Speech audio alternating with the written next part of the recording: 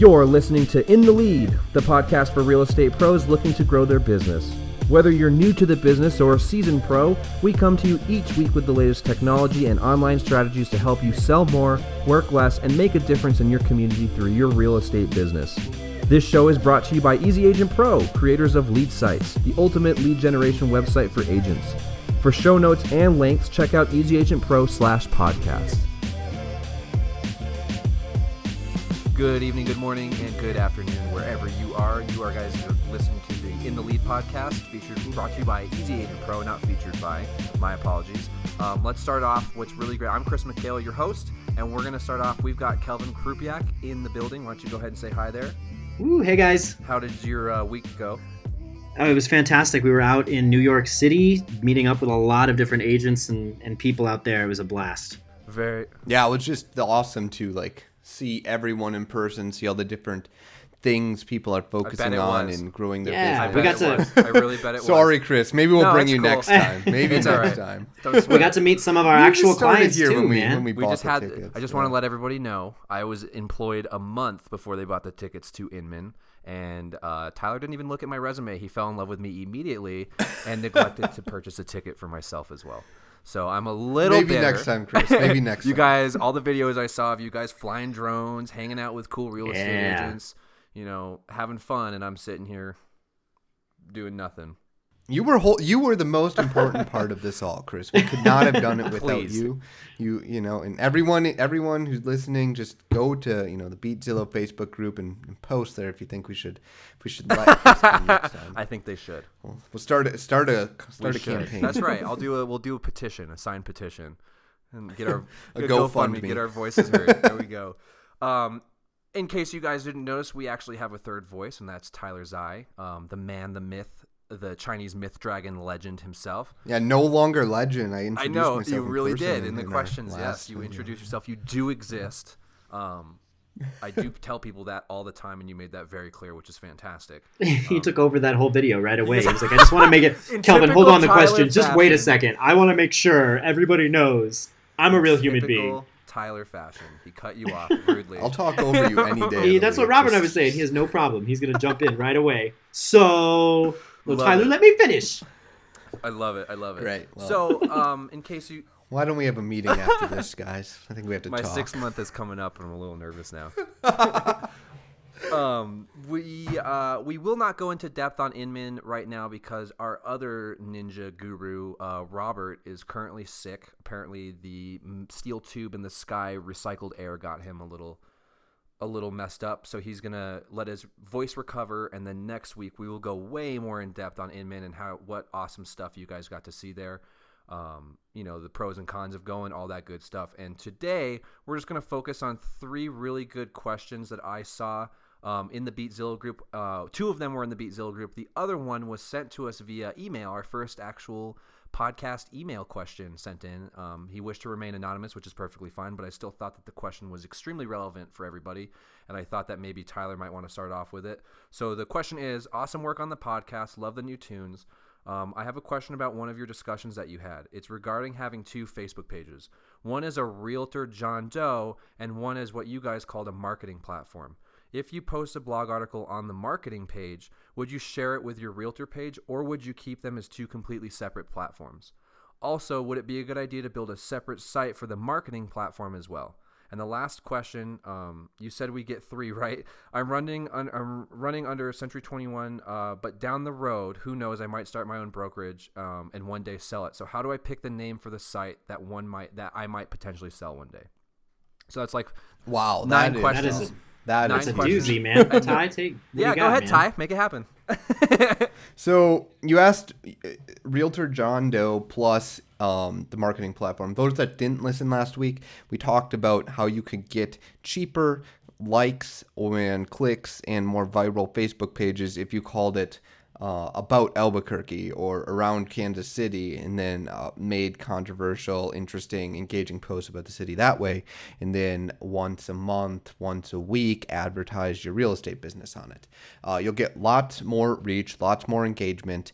It's kind of similar to what we do with the Lead Sites Facebook BeatZillow group, right? We don't We never sell them there. I don't think we've ever posted an ad in there once for a product, but everyone knows we run it, and people come to us from that.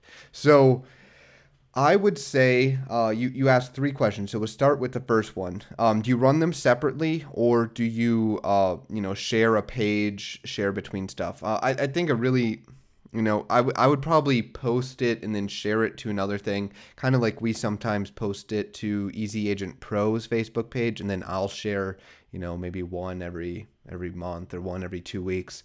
Or maybe Kelvin does a cool drone video, and then he'll share that. He'll post on EasyAgentPro's, and then he'll share it. So I'd probably post it on if it's realtor specific and you're talking about neighborhoods, I'd probably post that on the realtor page. And then if it's more about just culture, things going on in the city, I'd post it on the other one, and then you can share it between them.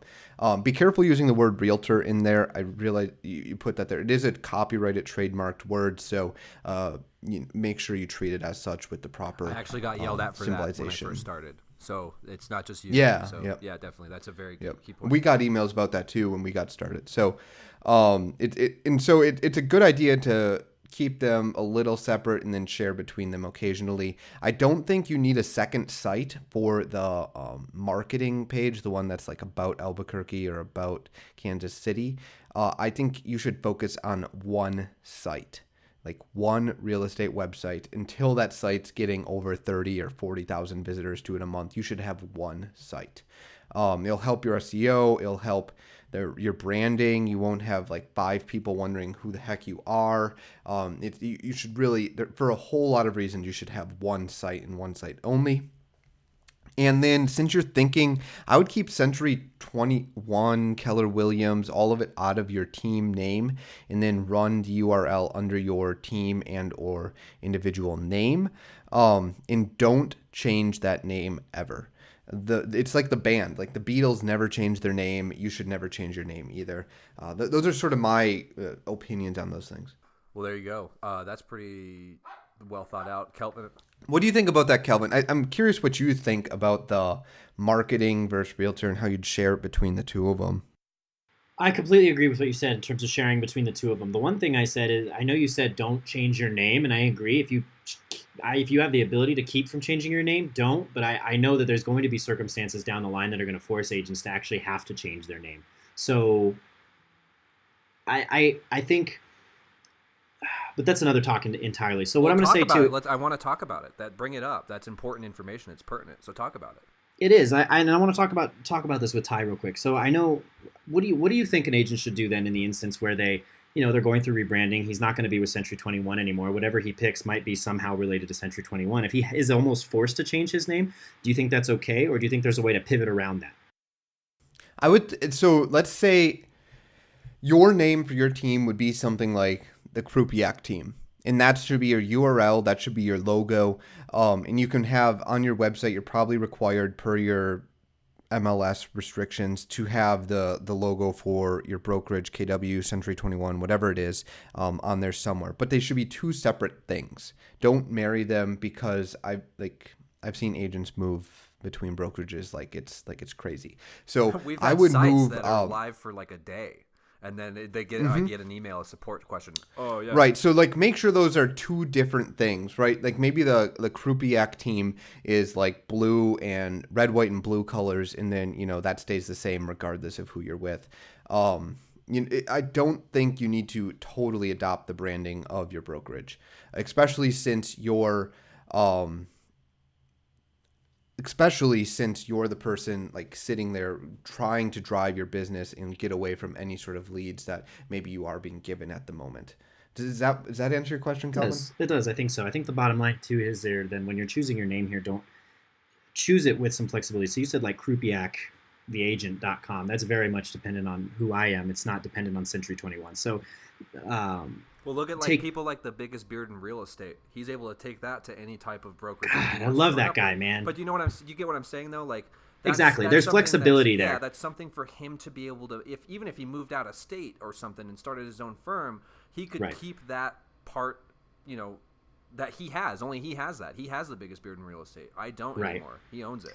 So Or Frederick Oakland, like Right. he's, it's his brand. Not like you don't know that's the name of his website, that's the name of his team, and like underneath that is his brokerage, which I think is Douglas Elliman, Yeah. right? Did you pull it up? Oh, Yep. nice. Yeah. Yeah, no, you're right. You're right. And he actually talked about this in Inman, which we're going to talk a little bit about. I actually loved what he had to say about that. So he said that they told him they were trying to force him to create 2 separate Facebook pages to keep things separate. And I don't know. It, sorry, I was looking at the message here. They tried to force him to keep these pages separate, and he argued that no, because I'm not who I am needs to be reflected in my real estate Facebook page as well. So he actually refused to do that, and he creates a very personal presence on his business page itself. And I understand how intuitive it might seem to want to create 2 separate pages, but I agree with Frederick that I think that's a mistake because it's eliminating a part of your business that's very important. Well, that's what he was doing. But like in this case, let's say you have both those pages. Yeah. The real estate one, you still need to share stuff about your life, your personality, like he does there, and it's around his brand as the team. Right. And then you also share the articles that are more broad there. And then on the other one, that's sort of like the about the city one. That one you would just share the articles about. The city. No, okay, yeah, no, that I agree with. I'm leaning towards what Tyler has to say. Where if you can juggle between the two really well and still maintain your own personal presence that makes you stand out in the community, maintain that. For me. What I always like to tell people when they're like, if they have problems blogging, right? I want to blog on my EAP site. I just don't know what to blog about. The great thing about blogging is that you can be your own person, right? It doesn't even need to really stay relevant to real estate. When I go as a person purchasing a home or having an individual help me sell a home, I don't care about the Remax balloon. And I've said this several times. I don't care about the balloon. I care about the person who's helping me do it. So if you can create a decent medium between the two of advertising your firm, your brokerage or company, and then yourself, I think that it's a win-win, and you don't necessarily need to have a separate business page for it, but maybe 2 Facebook pages might work out, a business one and a personal one. And then like Tyler said, balance between the two. Have one be more focused in your community, where you're at, and then have the other one be more real estate focused and stuff like that. That's my personal opinion on it. Yeah.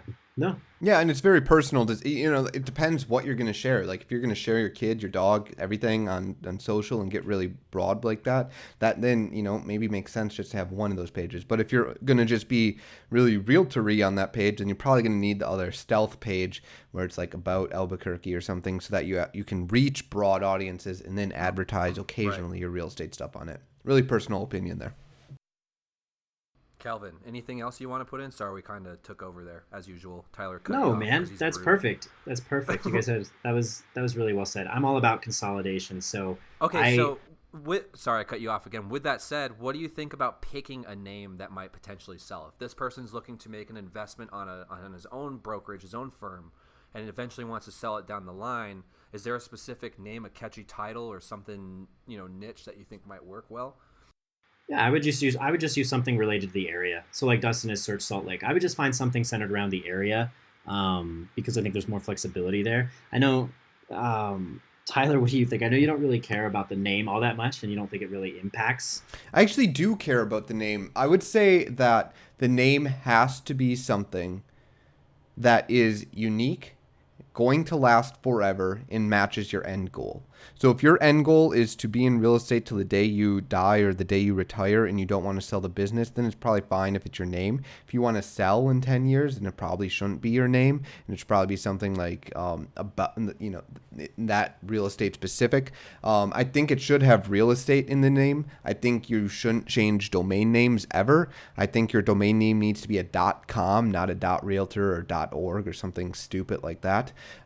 Because of email reasons, right? Like email is still the best way to get in touch with people. And if you have a .realtor, you're going to have so many people bounce emails to you because you're a .realtor. So that's another thing. So I think it matters and it needs to fit all those criteria I just listed. And we do have a slide share PowerPoint with 5-ish formulas for names that we can link up in the show notes on YouTube and on the podcast. So I'll send it over to you, Chris, after the show, and we can include that. Definitely. Fantastic.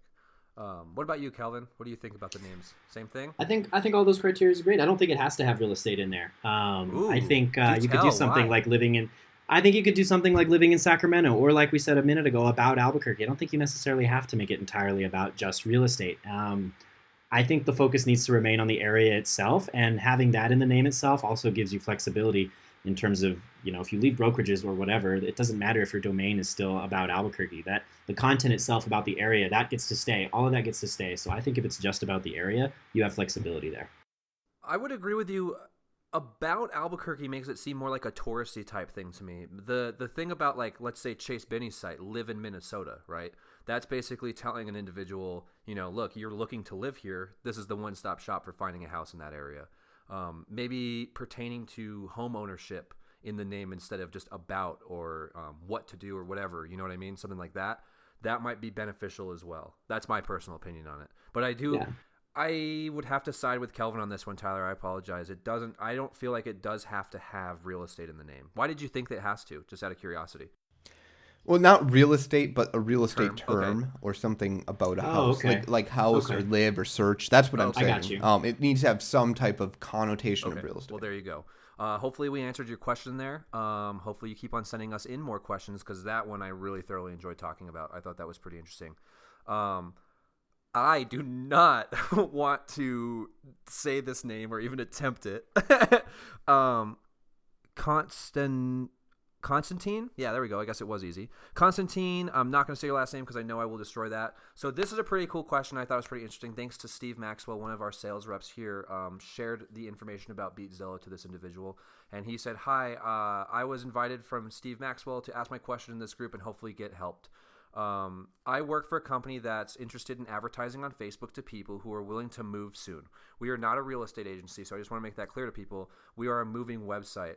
We heard about the Facebook targeting audience called Likely to Move, and when we decided to use it for ad targeting. But when we go to the ads manager, the audience is missing. Can somebody please explain why? Although I'm asking this question from a personal account registered to another country, the account that we use for advertising is created in the USA and belongs to a person in the USA. I just thought it was a pretty interesting thing about maybe some type of errors or bugs that you guys have encountered on Facebook when you're trying to select that funnel of audience members that you're trying to advertise to. Do you guys have any help for him?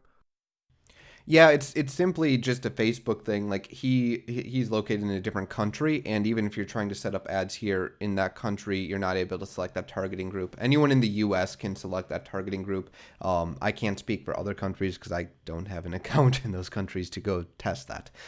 So that's simply the case with him, that he is not able to do that because he's not in the U.S. and the account was, maybe it was created here, maybe it wasn't, but that's why.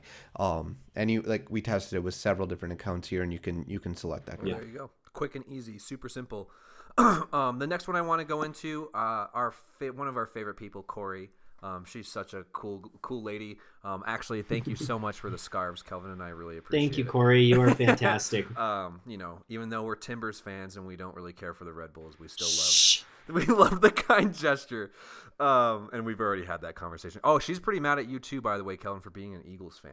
I just wanted to clarify that. She messaged me, dude. It's funny you say that. She messaged me after the video went up, and she said, "An Eagles fan. I am so ashamed." And I was like, "I'm so sorry, Corey. Like, you're great, but go Eagles." I'm sorry. Tyler's shaking his head like he just doesn't.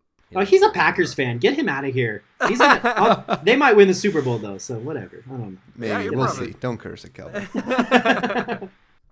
Do you have a cheese hat? You have a cheese hat, don't you? No, I don't. That's upsetting. No. You should have a cheese hat. Let me get this straight, Tyler. You show up on videos on our EAP site in a bathrobe, and you say you're a Green Bay, but not a cheese hat. You don't have a cheese hat.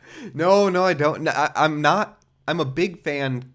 Green Bay's weird because everyone there is a Packers fan, so I'm not a big fan compared to other Green Bay people. But pretty much compared to any other city, like, there's not a lot going on in Green Bay. So of course not, right? Snow and football. Everyone there is kind of a Packers fan. Yeah. Well, there's not a whole lot going on here in our city either because we don't even have an NFL. It's a small city, Green Bay. I mean, it's only it's under 100,000, I think, and yet people know about it. It's interesting. Very, very interesting.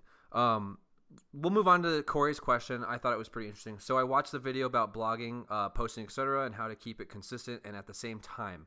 My question is, do you think the time you choose is important? I know EAP posts and blogs around 5 or 6 p.m., but for me in my life, 7 a.m. is easier. Do you think it's a mistake to post then, even if it's the same time every day? I figured since Kelvin is the master at blogs, the master at Facebook, the master at just getting everything sorted out, he should answer this question. Sorry, Tyler. So, Tyler's the grandmaster. I'm the master. Tyler's the grandmaster. So, yes, Corey. So when I first started here working with EAP, that was one of the things I wanted to figure out was the best time for us to post. And it's amazing the type of difference it made actually figuring out our perfect time frame, because it's all relevant depending on the actual audience you have. So the people who like your page, the people who see your content, you want to be posting that in a time where they're most active. So you really do need to experiment, and I know it seems hard to post consistently, but the way to get around that is just really be diligent about scheduling. Facebook has their native scheduling platform, so if 7 a.m. is the best time for you, get on at 7 a.m. and load up 3 to 4 posts. You've got those blogs that we send you. Just have an idea of what you're going to post throughout the week and load them up so you can post them in there, schedule them up, and not think about it. I would be using Facebook or Buffer, but scheduling is really going to be your solution to creating consistency, especially if your time to post is around 5 or 6, which most often it is, statistically speaking. Well, and that's the thing is it may pertain to the specific medium that you're trying to portray as well. Blogging might work around 5 or 6 o'clock. That's what what Kelvin and Tyler have found out. I've done some small research about the podcast, and I've noticed that if I post it Sunday at midnight and everybody gets up on Monday, we actually have a better download rate. We have a better listen through rate for people because it's the beginning of the week, and a lot of you. Yeah, and for email for us, it's usually 2 to 3 p.m. on Tuesday, Thursday is pretty good for email open rates. Absolutely. Yeah, so it kind of varies on the medium as well, and And for your business and for your clients, right? Like don't just take those times because they work for us. I think that's one of the things where you got to try it. Yeah, it's a trial and error type deal. Try it. You just got to try it. And the cool thing about Facebook is if you can schedule that. And I think Calvin made a video. I know he just said it now, but we did make a video about how to schedule Facebook posts. I believe I also kind of walked her through it as well over the phone, but I just figured it was pertinent information for everybody. It is, yeah. And we do have a video on that. We have a video covering Buffer and scheduling natively in Facebook itself. We also have the complete Facebook guide. I love it. I've shared that with so many people. You did such a kick-ass job on that, dude. It came out so good. Thank you, man. Yeah. So we've got screenshots in there that'll walk you through scheduling posts there as well. Yeah, it's pretty important to find the one that works for you. To get that organic reach and that click through. It's pretty important. Not like house fire, like get the content done first and then like worry about that second, maybe. But you know, after a couple months of doing content, it's a good thing to experiment. It really is, because it's like I think I actually did a blog on it, and the metaphor I used was the whole if a tree falls in the woods and nobody's around, does anybody hear it? And it's the same thing with your Facebook post. If you're posting at 7 a.m., everybody's at work, nobody's gonna see it. Right. So exactly. It's very important. Exactly. And like I was saying, to fall back on the different mediums, the podcast does better because we post it at Sunday at midnight and people can download it and listen to it in their cars stuck in traffic at 7 a.m. on a Monday, right? That's why it works for us. It may not work for you, like Tyler was saying. It varies on your audience as well. Individuals who are looking for homes generally do it more on the weekends when they have the times to do it. One of the things I've seen too is consistency. Every time we miss an email, because we just missed one this week, the open rates and click-through rates drop because it breaks that daisy chain of consistent repeated action. And so the consistency probably is pretty up there with the actual time that you end up seeing working best. So let's say if you post at any random time, you get 100 clicks to your site, and then you find the ideal time, maybe that boosts it to 120, 130, and you get 20 to 30 extra clicks at the ideal time for your blog post. Doing it consistently at that time, I would say would add another 20 to 30 clicks, so you'd get up to 150. Just roughly speaking, I think you can boost it that way if you're consistent and if you find the ideal time. Would you agree with that, Kelvin? I actually would, yeah. I would definitely agree with consistency. Well, there you go. Hopefully we answered that question. I think somebody might have given her a few answers as well on BeatZilla, which is great. But, we had these 3 questions for you. I thought they were fantastic. It's a short, simple, sweet podcast, only a half an hour for you guys this week. Next week is going to be a doozy because Tyler, Kelvin, and Robert will be sitting in with me, and they will be talking about their fantastic times at Inman, calling me late at night while they're partying, and probably me continuously telling them how jealous I am and how much I loathe talking about it now. because I wasn't there. Well, I'm really sorry, Chris. But next episode we will do a solid recap of that. Check out our YouTube this week. Calvin's going to be producing some awesome videos. We flew drones pretty much. Yeah, we were flying really sick locations in New York. we were flying drones where we shouldn't have been flying. I know. So. Don't say that so we don't get in trouble. What are you doing? Yeah. Time to wrap up quick. If you folks have any questions for us, feel free to post them in Beatzillow. We have a Twitter at EasyAgentPro. I think at Tyler too, and at Kelvin, correct? Like those are Correct. your guys' Twitter feeds? At Tyler's Eyes, At Tyler's Eye, or just email. Yeah, shoot us an email at support@easyagentpro.com and say, hey, this is a question for the podcast. We appreciate you guys loving the new music. Hopefully I'll get my voice sounding a little better for you guys next time too. If you have any other questions or any comments that you would love to, just let us know. Send us an email, a Twitter, a tweet, right? I'm obviously behind the times. I never use Twitter ever. Send us a tweet, put it on the Facebook page, or just let us know any way, shape, or form you can. We love you guys very much. We are super proud to see even more of you guys land more leads on different types of advertising for your squeeze pages as well this week. So you guys are kicking butt that way. I guess for all of us, we can say goodbye. So have a good night. See you guys. Have a good one. Thank you. Have a good one. Later.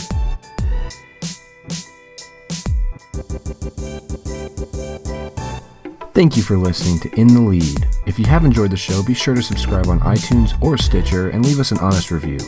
For more great content, check out our blog at EasyAgentPro.com. And as always, we'll see you later.